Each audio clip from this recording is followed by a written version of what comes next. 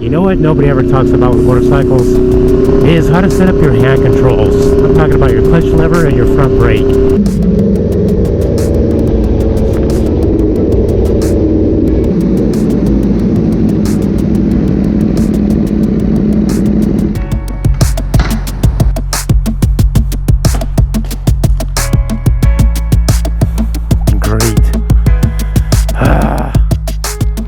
Alright, so the first thing I want to talk to you guys about is the position of your levers. You can see how mine are kind of going downward. So what you guys want to do is have them to where you can see how when I use my clutch, see how my arm and my hand are kind of in a straight line. If you have your clutch set up, my clutch is adjusted all the way down, by the way.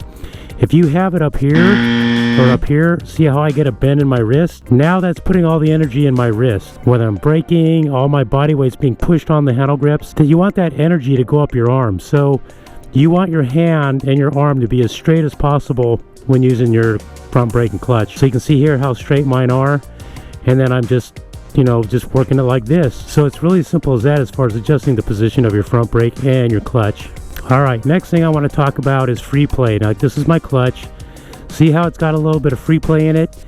When I pull right here and it gets tight, I should be able to take a nickel and stick it in this slot right here. If you've got this screwed in too far and you've got a bunch of Freeplay here, it's really just wasted energy.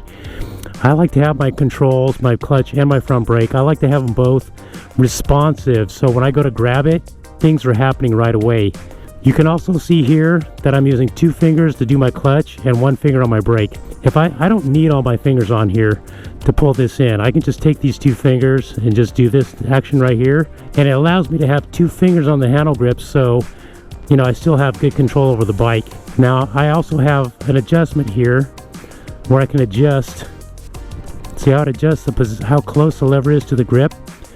I have mine all the way out because I have pretty long fingers, and I want to be able to pull this in and clutch without the lever hitting my left 2 fingers. If I have to pull my clutch in too far to get it to release, then it's just going to cause problems hitting my fingers. Same with my front brake. I have my front brake set up to where I just dab it and it's right there. And I actually use this finger here. I just grab it like that, strap that down. I just hit it like that. That way I have these other 3 fingers still holding onto the throttle. Allows me to control the bike so much better. It's really as simple as that, you guys. Alright, now let me tell you guys a little bit about body positioning. Let's talk about the position of the arms. I like to have my arms a little bit bent at the elbow, not like locked in straight. If you lock your arms in, you know, all the bumps in the road are being transferred into your body. If you bend your elbows just a little bit, then you're using your arms and your elbows to absorb like shocks, like front forks. You know, if you're doing a long ride and you just want to like take some of the weight off your upper body, you know, if your arms are getting tired, yeah, you can lock them in for a while. But the best practice, if you watch the pros, those guys all have their elbows bent. So that's a technique I learned from motocross. Another thing you want to do with your upper body is you want your lower back to have a little bit of a bend in it. You don't want to be like this. You know, you'll look like a complete dork. And, you know, once again, the energy of the bike's being transferred into your back, up your spine. If you bend your back a little bit and have your elbows bent, now you've got your back to help absorb some of the bumps in the road too. So just a little bit of an arch in your lower back, the lumbar, And yeah, you're good to go, man.